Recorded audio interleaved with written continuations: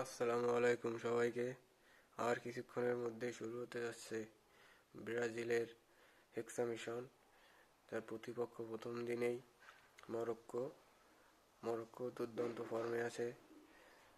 কিছুদিন আগে তারা আফগানের ফাইনাল খেলে আসলো এবং তাদের ভালো ভালো কিছু প্লেয়ার আছে, তাই তাদের আজকের ম্যাচ তাদের নজর শুধু জয়ের উপরেই আছে। এদিকে ব্রাজিলও ছন্দে আছে।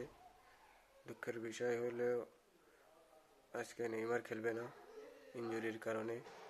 তাতেও হয়তো বা কোনো সমস্যা নেই, ভালো একটা ম্যাচ হতে যাচ্ছে।